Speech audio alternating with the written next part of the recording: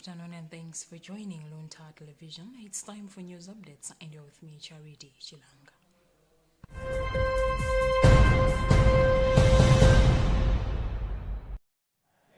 Pope Francis appeared in the window of the Vatican's Apostolic Palace on Sunday to make his first public speech since his release from the hospital on Friday. The 86-year-old Pope waved and smiled on June 18, 2023, as he gave thanks for the prayers and messages that he received during his 9-day stay in the hospital to recover from surgery to repair an incisional hernia. In his angelus address, Pope Francis urged Christians to show the world the closeness of God by performing many deeds of love and hope in the name of the Lord. Pope Francis reflected on how Jesus asked his apostles to preach that the kingdom of heaven is at hand. He noted how Jesus also began his preaching with his proclamation that the God of love is in the midst. Pope Francis was discharged from Rome's Gemelli Hospital on June 16, 2023. His first stop was to pray before an icon of the Blessed Virgin Mary in the Basilica of St. Mary Major and to make a quick private visit to a group of religious sisters, the Institute of the Most Holy Child Mary, who ran a guest house next to St. Peter's Square. The Vatican has announced that the Pope's Wednesday general audience in St. Peter's Square on June 21, 2023 has been cancelled to safeguard the Holy Father's post-operative recovery.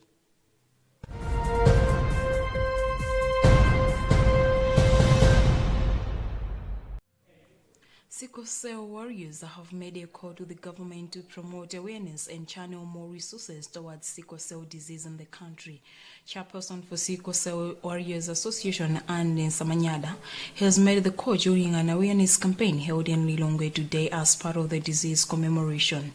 Every year on 19th June, the world commemorates the sickle cell disease, which among others help to promote awareness campaigns and activities, including promoting the importance of early diagnosis, treatment and preventive tips to avoid the ailment. Among others, Sickle Cell Warriors Association with its partners, Malawi Red Cross Society, Kamuzu University of Health Sciences have organized a march from Crossroads to Get Well More, followed by awareness campaigns in Mtandele, Jinsapo and Area 36.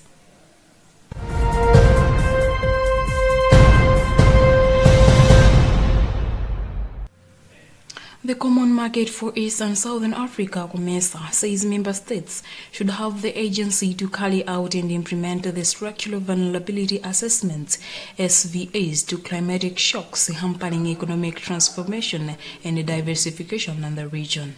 COMESA Head of Governance, Peace and Security, Elizabeth Matunga, said this today at the opening of the Structural Vulnerability Assessment Stakeholder Conservative Workshop in Lilongwe.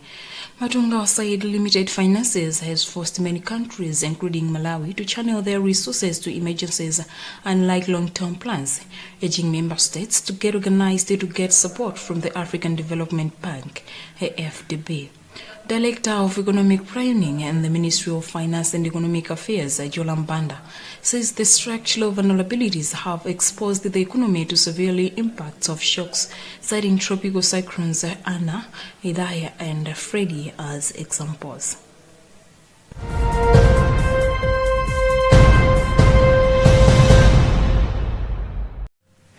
Some motorists have blocked the Mzimba-Manyamura Earth Road, protesting against the decision by police officers in the district to be mounting a roadblock on the Earth Road. The protests are coming following a recent incident in which a mother lost a child who was very sick after police officers manning a roadblock on the road could not let a car they were passing in before paying a fine. Leader of the motorists, Charles Shisi, says they want the roadblock to be removed and officers to stop collecting 10,000 kwacha from drivers. Shisi said they will present their petition at Mzimba Police to register their disappointment with the officers' misconduct on this road. Meanwhile, the Malawi Human Rights Commission, MHRC, has commenced the investigation into what happened for the traffic police to detain a vehicle which was carrying a sick child. He eventually died at Mtambalika roadblock in the district.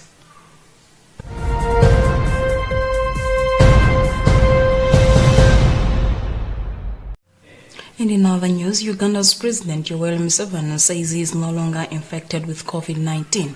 11 days after testing positive, Museveni says he is now a veteran graduate for the war with that enemy. He made his COVID-19 status public on 17th June 2023. His diagnosis was subsequently a subject of widespread debate and speculation across East Africa. On Sunday, he announced that he had tested negative in a long and worried statement on Twitter. He urged Ugandans to follow his health strategy by avoiding risk factors such as smoking and alcohol, exercising, and eating healthy African foods. Even though the World Health Organization WHO has declared COVID-19 over a public health emergency, it is still a global health threat.